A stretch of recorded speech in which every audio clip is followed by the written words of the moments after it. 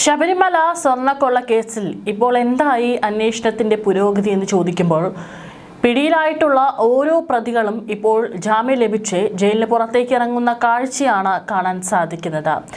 തുടക്കത്തിൽ ആവേശം ഇപ്പോൾ SITക്ക് ശബരിമല സ്വർണ്ണക്കൊള്ളയിൽ ഇല്ല എന്നാണ് കൂടുതലും അഭിപ്രായങ്ങൾ ഉയരുന്നത്. ഓരോരുത്തരായിട്ട് കഴിഞ്ഞ ദിവസങ്ങളെല്ലാം തന്നെ ജാമ്യം ലഭിച്ച് പുറത്തിറങ്ങിയിട്ടുണ്ടായിരുന്നു. ഇന്ന് ശബരിമല സ്വർണ്ണക്കൊള്ള കേസിൽ റിമാൻഡിൽ കഴിയുന്ന തന്ത്രി കണ്ഠര് രാജീവർക്ക് നിർണായകമാണ്. തന്ത്രിയുടെ ജാമ്യ ഹർജി ഇന്ന് കൊല്ലം വിജിലൻസ് കോടതി പരിഗണിക്കും. തന്ത്രി പുറത്തിറങ്ങുമോ ഇല്ലയോ എന്നുള്ളത് ഇന്ന് കോടതി തീരുമാനമറിയാം. കട്ടിളപ്പാളി കേസിലും ദ്വാരപാലക ശില്പ കേസിലും തന്ത്രി ജാമ്യാപേക്ഷ നൽകിയിട്ടുണ്ട്. സ്വർണ്ണക്കൊള്ളയിൽ പങ്കില്ലെന്നും ആചാരങ്ങൾ പാലിച്ചു മാത്രം പ്രവർത്തിച്ചയാളാണ് താനെന്നുമാണ് തന്ത്രിയുടെ വാദം. കേസിലെ മറ്റു പ്രതികളായ മുൻ അഡ്മിനിസ്ട്രേറ്റീവ് ഓഫീസർ മുരാരി ബാബു, മുൻ എക്സിക്യൂട്ടീവ് ഓഫീസർ സുധീഷ് കുമാർ എന്നിവർക്കും നേരത്തെ ജാമ്യം ലഭിച്ചിരുന്നു. 90 ദിവസം റിമാൻഡ് പൂർത്തിയായതിന് പിന്നാലെ ഇരുവർക്കും സ്വാഭാവിക ജാമ്യമാണ് ലഭിച്ചത്. കേസിലെ മുഖ്യപ്രതിയായ ഉണ്ണികൃഷ്ണൻ പോറ്റിയുടെ ജാമ്യാപേക്ഷയിൽ നാളെ വാദം കേൾക്കും. അതേസമയം തന്ത്രി കണ്ഠര് രാജീവരെ ഇന്നലെ മെഡിക്കൽ കോളേജ് ആശുപത്രിയിൽ ആൻജിയോഗ്രാമിന് വിധേയനാക്കിയിരുന്നു. ഇതിനായി അദ്ദേഹത്തെ ജയിലിൽ നിന്ന് ആശുപത്രിയിൽ എത്തിച്ച് കാർഡിയോളജി വിഭാഗത്തിൽ അഡ്മിറ്റും ചെയ്തിരുന്നു. ശബരിമല സ്വർണ്ണക്കൊള്ള കേസിൽ ജയിലിലായതിനു പിന്നാലെ രാജീവർക്ക് നെഞ്ചുവേദന അനുഭവപ്പെട്ടിരുന്നു. ഇതോടെ കഴിഞ്ഞ മാസം 10 മെഡിക്കൽ കോളേജ് ആശുപത്രിയിൽ അഡ്മിറ്റ് ചെയ്തു. പരിശോധനയുടെ അടിസ്ഥാനത്തിൽ ആൻജിയോഗ്രാം ചെയ്യാൻ തീരുമാനിച്ചെങ്കിലും അടിയന്തര സാഹചര്യമില്ലാത്തതിനാൽ ഇന്നലെ നടത്താൻ നിശ്ചയിക്കുകയായിരുന്നു. നിലവിൽ നെഞ്ചുവേദനയോ മറ്റു പ്രശ്നങ്ങളോ അദ്ദേഹത്തിന് ഇല്ലെന്നാണ് വിവരം. ആൻജിയോഗ്രാമിൽ തുടർ ചികിത്സയുടെ കാര്യത്തിൽ തീരുമാനമെടുക്കും. മറ്റ് പ്രശ്നങ്ങളൊന്നുമില്ലെങ്കിൽ ഡിസ്ചാർജ് ചെയ്യുമെന്നായിരുന്നു റിപ്പോർട്ടുകൾ. നേരത്തെയും ജയിലിൽ പലതവണ നെഞ്ചുവേദന അനുഭവപ്പെട്ടതായി അദ്ദേഹം പറഞ്ഞിരുന്നു. ശബരിമല കട്ടിളപ്പാളി സ്വർണം കടത്തിയതുമായി ബന്ധപ്പെട്ട കേസിൽ ജനുവരി 9 പ്രത്യേക അന്വേഷണ സംഘം തന്ത്രിയുടെ അറസ്റ്റ് രേഖപ്പെടുത്തിയത്. ക്ഷേത്രത്തിലെ സ്വർണ്ണപ്പാളികൾ പുറത്തേക്ക് കൊണ്ടുപോകാൻ ഒത്താശ ചെയ്തത് കണ്ഠര് രാജീവരാണെന്നും തട്ടിപ്പിന് മൗനാനുവാദം നൽകി ഗൂഢാലോചനയിൽ പങ്കാളിയായെന്നുമായിരുന്നു അന്വേഷണ സംഘത്തിന്റെ കണ്ടെത്തൽ. ക്രിമിനൽ ഗൂഢാലോചന, വിശ്വാസവഞ്ചന, വ്യാജരേഖ ചമയ്ക്കൽ, പൊതുസ്വത്ത് അപഹരിക്കൽ തുടങ്ങിയ കുറ്റങ്ങളാണ് കേസിലെ 13ാം പ്രതിയായ ഇദ്ദേഹത്തിനെതിരെ ചുമത്തിയിരിക്കുന്നത്. ശബരിമല സ്വർണ്ണക്കൊള്ള കേസിൽ കുറ്റപത്രം സമർപ്പിക്കാത്തതിനെ തുടർന്ന് പ്രതികൾക്ക് സ്വാഭാവിക ജാമ്യം ലഭിക്കുന്നത് തുടരുകയാണ്. ഈ ഒരു പഴുത് വെച്ചുകൊണ്ടാണ് ഇപ്പോൾ പ്രതികളെല്ലാം തന്നെ കോടതിയെ സമീപിക്കുന്നതും ജാമ്യം ലഭിച്ച് ഓരോരുത്തരായിട്ട് പുറത്തിറങ്ങുന്നതും. ഇന്നലെ മുൻ എക്സിക്യൂട്ടീവ് ഓഫീസർ D. സുധീഷ് കുമാറിനാണ് കട്ടിളപ്പടി ദ്വാരപാലക ശില്പ കേസുകളിൽ കൊല്ലം വിജിലൻസ് കോടതി ജാമ്യം അനുവദിച്ചത്. അറസ്റ്റ് ചെയ്ത് 90 ദിവസത്തിനകം കുറ്റപത്രം നൽകാത്തതിനെ തുടർന്നുള്ള സ്വാഭാവിക ജാമ്യമാണ്, അതായത് സ്റ്റാറ്റ്യൂട്ടറി ബെയിൽ എന്നാണ് പറയുക, അതാണ് സുധീഷ് കുമാറിന് ലഭിച്ചത്. ഇതേ കേസിൽ നേരത്തെ മുൻ എക്സിക്യൂട്ടീവ് ഓഫീസർ മുരാരി ബാബു, ശ്രീകുമാർ എന്നിവർക്കും സ്വാഭാവിക ജാമ്യം ലഭിച്ചിരുന്നു.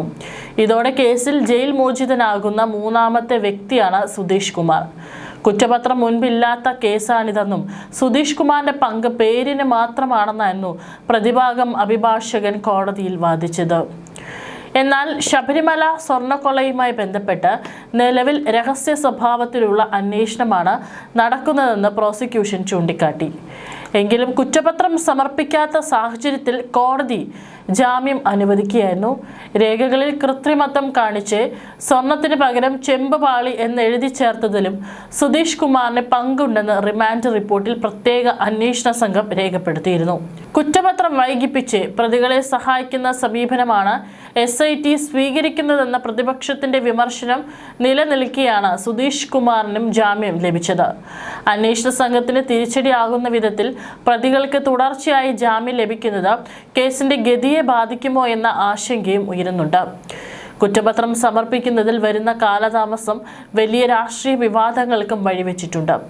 അതേസമയം കേസിലെ മറ്റൊരു പ്രതിയായ ഉണ്ണികൃഷ്ണൻ പോറ്റിയുടെ കട്ടിളപ്പടി കേസിലെ ജാമ്യാപേക്ഷയിൽ വിധി പറയുന്നത് കോടതി ബുധനാഴ്ചത്തേക്ക് മാറ്റിയിട്ടുണ്ട്, അതായത് നാളെ. ആദ്യ കേസിൽ ജാമ്യം ലഭിച്ചെങ്കിലും 2ാമത്തെ കേസിൽ കൂടി ജാമ്യം ലഭിച്ചാലേ അദ്ദേഹത്തിന് പുറത്തിറങ്ങാൻ സാധിക്കൂ. 90 ദിവസം പിന്നിട്ടതിനാൽ സ്വാഭാവിക ജാമ്യത്തിന് അർഹതയുണ്ടെന്ന് ചൂണ്ടിക്കാട്ടിയാണ് പോറ്റി കോടതിയെ സമീപിച്ചത്. എന്നാൽ ഈ ഹർജിയിൽ വാദം കേൾക്കാനാണ് കൊല്ലം വിജിലൻസ് കോടതിയുടെ തീരുമാനം. ഇതോടെ ഉണ്ണികൃഷ്ണൻ പോറ്റിക്ക് ഇന്ന് ജയിൽ മോചിതനാകും കുറ്റവാളിയാകാൻ സാധിക്കില്ലെന്ന് ഉറപ്പായി. ശബരിമല സ്വർണ്ണക്കൊള്ള കേസിൽ കുറ്റപത്രം ഉടൻ സമർപ്പിക്കാൻ അന്വേഷണ സംഘവും തിരക്കിട്ട നീക്കം നടത്തുന്നുണ്ട്. ഇല്ലെങ്കിൽ അതും ഇനിയും നേരം വൈകി കഴിഞ്ഞാൽ ഓരോരോ പ്രതികളായി പുറത്തിറങ്ങും. 10-13 പ്രതികളാണുള്ളത്. ഇതിൽ കുറച്ചു പേർ പുറത്തിറങ്ങി. ഇനിയും ബാക്കിയുള്ളവർ കൂടി, അതിൽ ഉണ്ണികൃഷ്ണൻ പോറ്റി അടക്കം ആദ്യ പ്രതിയാണ്. ഇതിനുവേണ്ടി ശ്രമിച്ചു കഴിഞ്ഞാൽ മറ്റുള്ള പ്രതികൾക്കും കാര്യങ്ങൾ വളരെ എളുപ്പമായിരിക്കും. കുറ്റപത്രത്തിന്റെ കരട് തയ്യാറായി. ഈ മാസം ആദ്യം തന്നെ കുറ്റപത്രം സമർപ്പിക്കാനാണ് SIT നീക്കം. ഇതിനിടെ കേസിലെ മുഖ്യ സാക്ഷികൾ കോടതിയിൽ രഹസ്യമൊഴി നൽകി. ജ്വല്ലറി ജീവനക്കാരനായ കൽപേഷ് അടക്കമുള്ളവരാണ് കോടതിയിൽ രഹസ്യമൊഴി നൽകിയത്. ചെന്നൈ സ്മാർട്ട് ക്രിയേഷൻസിൽ നിന്നും സ്വർണം കൽപേഷാണ് ബെല്ലാരിയിലെ ജ്വല്ലറി ഉടമ ഗോവർദ്ധന് എത്തിച്ചത്. കേസിൽ അറസ്റ്റിലായ ചിലരെ മാപ്പ് സാക്ഷികളാക്കാനും നീക്കമുണ്ട്. ഉണ്ണികൃഷ്ണൻ പോറ്റിയുടെ അടുത്ത അനുയായികളും കേസിൽ സാക്ഷികളാണ്. കേസിലെ അന്വേഷണ പുരോഗതി റിപ്പോർട്ട് ഈ മാസം 9-ന് നൽകും. കുറ്റപത്രം സമർപ്പിക്കാൻ വൈകുന്നതിൽ നേരത്തെ കോടതി വിമർശനം ഉന്നയിച്ചിരുന്നു. പ്രതികൾ അറസ്റ്റിലായി 90 ദിവസം കഴിഞ്ഞിട്ടും കുറ്റപത്രം സമർപ്പിക്കാത്തത് പ്രതികൾക്ക് സ്വാഭാവിക ജാമ്യം ലഭിക്കുന്നതിലേക്കും നയിച്ചിരുന്നു. പ്രതികൾ ഓരോരുത്തരായി ജാമ്യം തേടി പുറത്തിറങ്ങുകയാണ്. ഇതിനിടെയാണ് കുറ്റപത്രം വേഗത്തിൽ സമർപ്പിക്കാനുള്ള നടപടികളുമായി SIT മുന്നോട്ട് പോകുന്നത്. അടുത്ത ആഴ്ച കോടതിയിൽ നൽകുന്ന അന്വേഷണ പുരോഗതി റിപ്പോർട്ടിൽ നിർണായക വിവരങ്ങൾ ഉണ്ടെന്നാണ് സൂചന. കേസിൽ ഇതുവരെ 3 പ്രതികളാണ് ജാമ്യം നേടി പുറത്തിറങ്ങിയത്. 90 ദിവസം റിമാൻഡ് പൂർത്തിയായതിന് പിന്നാലെ മുൻ അഡ്മിനിസ്ട്രേറ്റീവ് ഓഫീസർ മുരാരി ബാബുവിനും മുൻ എക്സിക്യൂട്ടീവ് ഓഫീസർ സുധീഷ് കുമാറിനും സ്വാഭാവിക ജാമ്യം ലഭിച്ചിരുന്നു. എന്നാൽ മുൻ അഡ്മിനിസ്ട്രേറ്റീവ് ഓഫീസർ S ശ്രീകുമാറിനെ 43-ാം ദിവസമാണ് കോടതി ജാമ്യം നൽകിയത്.